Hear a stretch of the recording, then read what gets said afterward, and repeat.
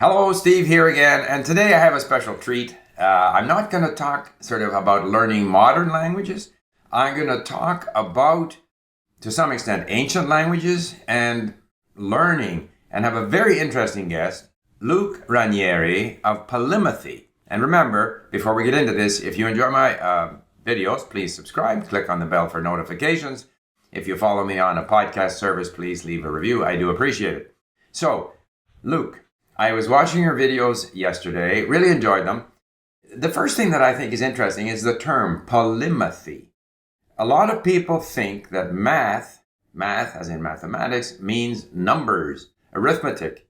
Please explain, A, the term polymathy, and B, your interest in ancient languages. Oh, Steve, you're asking me about etymology, one of my favorite topics, and something I do like to talk about on my Polymathy channel from time to time. The Greek word manthano, or mantano, for an even more ancient pronunciation, means I learn. So that the root of it, which is that M-A-T-H, math, is about learning. So like a mathetes, or mathitis in modern Greek pronunciation, is a student in ancient Greek. So a polymath is a student of many things. And my background isn't exclusively in languages. In fact, that's what I've mostly done until more recently, I'd say, as a hobby on the side, though I've been teaching languages for years.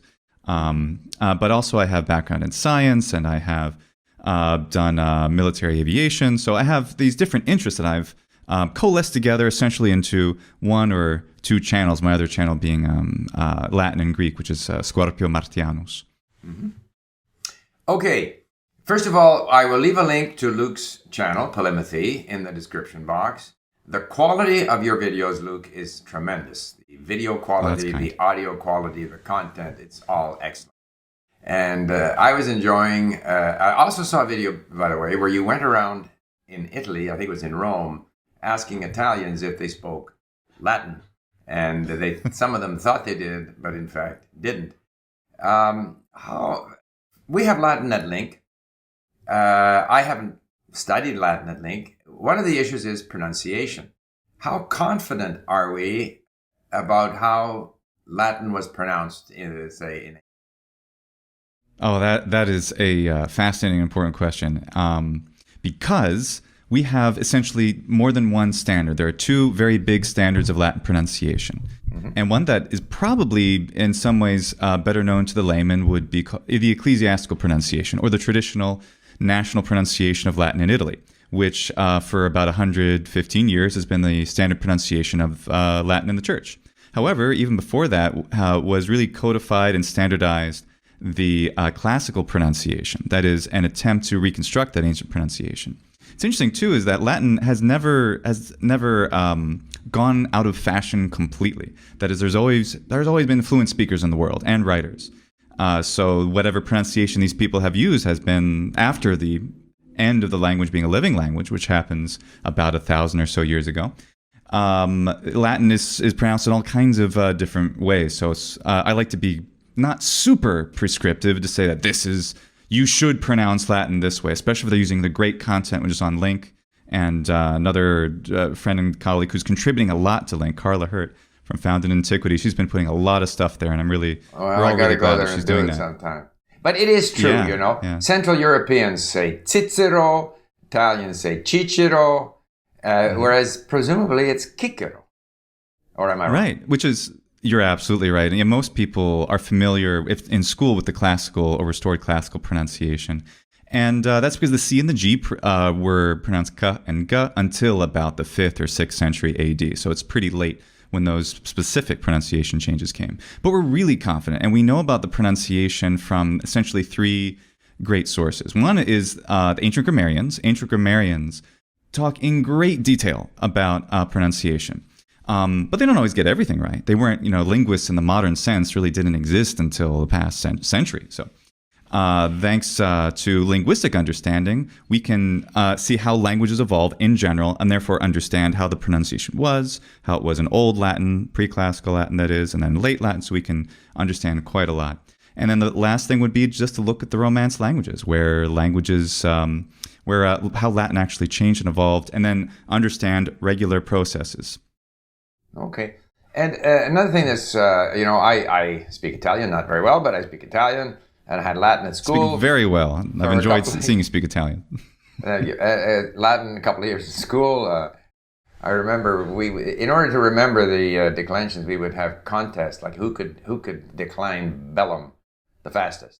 The teacher would use a stopwatch. Blah, blah, blah, blah, blah, blah, blah, blah, blah, blah. I can't remember anymore, but that was Latin. I did study Greek at Link. So tell me the difference between, let's say, ancient Greek and are we less sure about the pronunciation of ancient Greek or not? And say ancient Greek versus modern Greek, Latin versus say Italian, which presumably is the closest to, or maybe it isn't. I don't know. The relationship between these ancient languages and their modern successors. Another one of my favorite topics. Okay. Yeah. So it's for all intents and purposes, modern Greek and ancient Greek are different languages in the sense that Italian and Latin are different languages. Greeks don't like to hear that because they have a very strong affinity with their past, and they're very proud of that, which is great. And the fact that both of them are called Greek leads to an inherent semantic confusion, which is interesting. How, in general, words how important they really can be. There are about as many differences between modern Greek and ancient Greek as there are, say, between at least Sardinian, which is a little bit more conservative than Italian, and Latin. But they're clearly, they just simply don't work grammatically in the same way, though there are a lot of similarities. As far as the pronunciation, you ask, how certain are we about the pronunciation? Oh my gosh, well, pick a century. And then I could tell you a little bit more specifically. But a lot of people focus, if they're interested in restoring some kind of ancient Greek pronunciation, they're interested in the 5th century pronunciation specifically of Athens. 5th century you might know, BC. Yes, exactly. Okay, Pardon me, 5th century BC Athens. Right. Sorry, Athens. I'm already like upside down in antiquity. Yeah. So Okay. glad you clarified. 5th century BC Athens, when we have Plato and Socrates, we have Sophocles, Aristophanes, all these great authors that people like to read, and that's sort of the motivation. I want to pronounce the language like these authors did. It's not necessary. One can use the modern Greek pronunciation. You can, just as one can use the ecclesiastical pronunciation of Latin to access the ancient texts. You can use any pronunciation of any of these languages. Like we access Shakespeare by means of our modern North American pronunciation of English. Yeah. A modern Englishman or Scotsman or Irishman, New Zealander, Australian can all use whatever pronunciation. I like to reconstruct Shakespearean pronunciation. I've had a few videos where I've done that, but it's not necessary for the most part unless we really want to understand the rhymes and other things. And I do think that's important to a certain extent, but it's also not practical. Not everyone out there is a 20-language polyglot. Are there, just to interrupt briefly, are there sort of presentations of Shakespeare in the ancient with the ancient pronunciation? Yes. Available? The Crystal father-son team, David Crystal and Ben Crystal, have a lot of great recordings. I have a couple of his books, actually. David Crystal, the father, who's done a lot of great work. And at the New Globe Theatre in London, I believe it's called, they do performances regularly, or they did. I don't know how it has been during the pandemic years. Right. In Shakespearean pronunciation of the 1600s, so which is fascinating. And it sounds something like a mix between North American and Irish, Northern England pronunciation. It's really great. I like it a lot. Because whenever, as you talk, I get all these questions in my mind, so I'm going to interrupt you. The other question is, so much of the Bible was written in Greek. The Byzantine Empire was Greek, or at least the administration of it was largely Greek. So how much evolution was there, say, between the Greek of the 5th century of Sophocles, the Greek of St. Paul or whatever, the Bible, the Greek of the Byzantine Empire? Like, has there been a gradual process of evolution, or did they maintain sort of an ancient form while the people in the villages and the towns spoke a different Greek that became modern Greek? What's kind of the history there? That is a very astute question, and it's also a difficult one to answer because a lot of the things you just said are essentially true, in the sense that it's been a slow evolution of de-evolving the language at almost every turn, but not ever succeeding completely. In the sense that there's always, in almost every single epic of Greek literature, a conservative trying to restore or retain things from the past. Now, that's not untrue of even the Romance languages, which brought in a huge amount of words from Latin. Almost any time you see an AU in, say, Italian or Spanish or something, that's not a natural sound. That should be just an O. But if it's an ow in one of those languages, it means it's been taken from Latin literature. Now, Greek was doing that not just from, say, the early Renaissance or the late medieval period, as happened in, say, Italian and the other Romance languages, but is constantly being going on, even from the times of antiquity. So the Kini or Koine, the Koine language, which is the common language of from Alexander the Great all through the end of antiquity, which is itself changing and developing, shows a great admiration and utilization of the models of that 5th century BC classical Greek.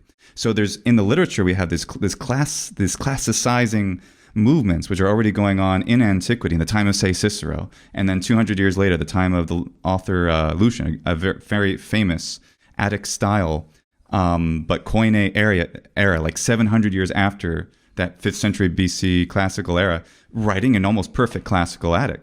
And then you have Anakomeno, of the Komenos family. She also wrote in very, very good prose, which is very good imitation of that classical style. So it's really interesting how much the language has been kept from evolving. And then there's the Katharevusa, which happened after the medieval, because the medieval, which was already highly archaizing, wasn't classical enough. So they tried to do that again. And then there was an amazing period of diglossia where there was modern Greek, 2 kinds of modern Greek. One that people actually spoke, which is Dimotiki, and then Katharevusa, which is only like you would hear professors speak it or something, or maybe the politicians, news reporters, but people didn't actually speak like that. And then finally in the 80s, if I recall, is when Dimotiki became the standard language of modern Greek. But even still, there are people who are like, no, wait, Katharevusa is great, and keep trying to put these ancient elements in it.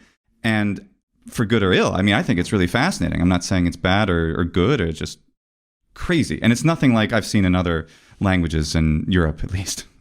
You know, it is fascinating, and it was fascinating for me to watch the video and several videos you made in front of the Forum or in front of, I can't remember which structure in Rome, but that sense of being able to connect, either by looking at, architecture, the real building from that period, or being able to read something in the original language that connects you with 2,500 years ago, it's a phenomenal feeling. And even the little bit of Greek that I did, which enables me to read some words in Greek, and very often you'll see words written in Greek, and I can read them. Wow! And of course the influence of Greek and Latin on our languages is great. Is there a renewal at all in terms of interest? Like people nowadays are learning Korean because of K-pop, or they're learning Japanese for interest in anime. Is there a renewal to any extent of interest in learning these ancient languages? Absolutely. Actually, that's why my niece, my sister's daughter, started learning Korean. So that's very, very astute. Yeah. What's interesting is that what I really like too about the massive variety we have of language and culture, having dabbled a little bit in learning a bit of some modern languages too myself, is that there's just so much to offer. And I know that's what I think drives you. It's just this amazing, it's just a whole new world that opens up, right?